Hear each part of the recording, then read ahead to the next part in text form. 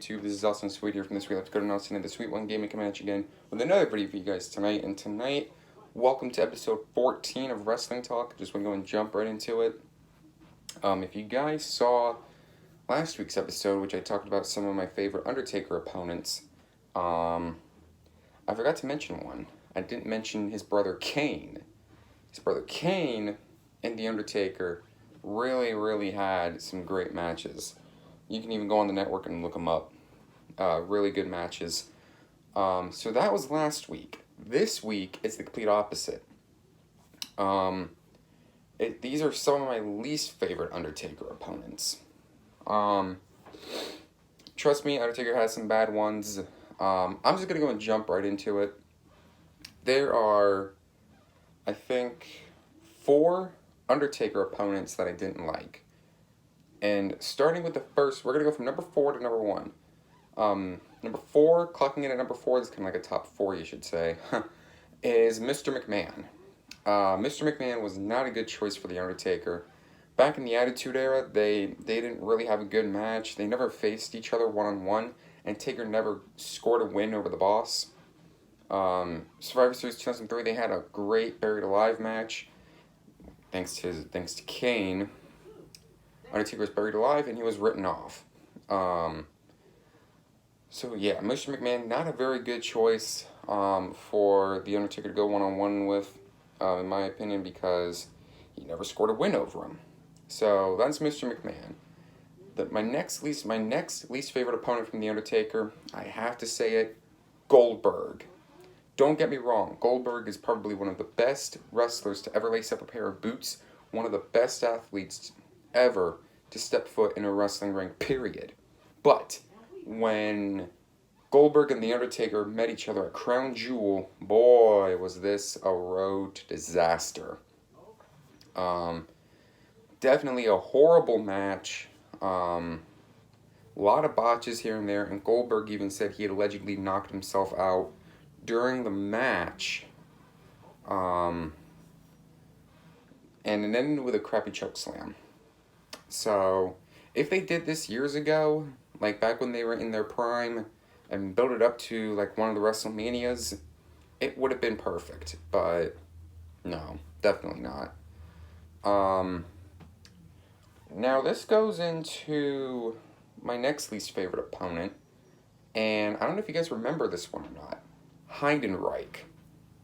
Now I'm gonna get a lot of controversy for this, but I don't think Heidenreich was a perfect opponent for The Undertaker.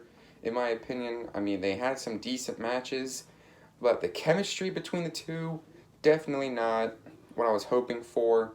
I mean, the chemistry with the opponents that I said last week was perfect. But in my opinion, the chemistry for those two didn't really work, in my opinion.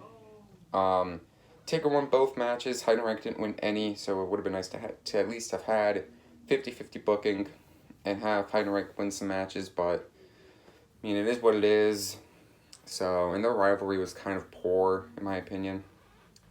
Okay, now that brings me to my least favorite Undertaker opponent. You're surprised I kind of mentioned him in some of my favorite Undertaker opponent video. Don't mind the background noise.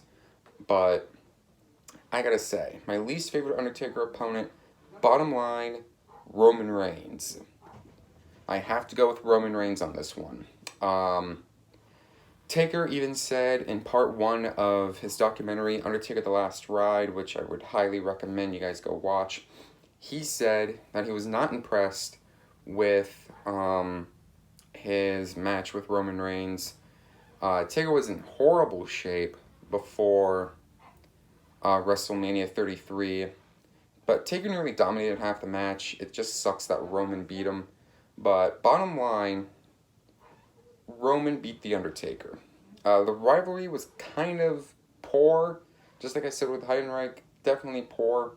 I mean, you had Undertaker come back after, it started with Undertaker coming back, declaring his entry into the Royal Rumble. Roman comes in, and the number 30 entrant throws The Undertaker out. Taker makes sporadic appearances, building up to the WrestleMania match. And there's the finish. Undertaker loses to Roman Reigns. Definitely not a smart choice. I would have at least had Taker beat Roman. At least, I don't know. But, I mean, it is what it is. I don't think Roman was a good choice for The Undertaker. Even if he had to take some time off, I just don't think it worked. So that'll do it for this episode of Wrestling Talk, guys. Thank you guys very much for watching. If you guys missed the previous episode, link for that will be in the description box below. Thank you guys very much for watching. Next Wednesday will be the Season 2 finale of Wrestling Talk. You guys are probably thinking to yourself, gosh dang, a really short season. Well, been busy. So next Wednesday will be the Season 2 finale, and it's been an episode I've been wanting to do for a very long time. So I'm not going to give away any more hints. That's the only hint you guys are going to get. Thank you guys very much for watching. If you guys enjoyed this video, please comment, like, and subscribe down below. That would greatly appreciate it. I would greatly appreciate it. Definitely Dakota would appreciate it. Turn on the post notifications as well. You'll get more quality content like this and more videos in the future. Thank you guys very much for watching, and I'll see you guys next video.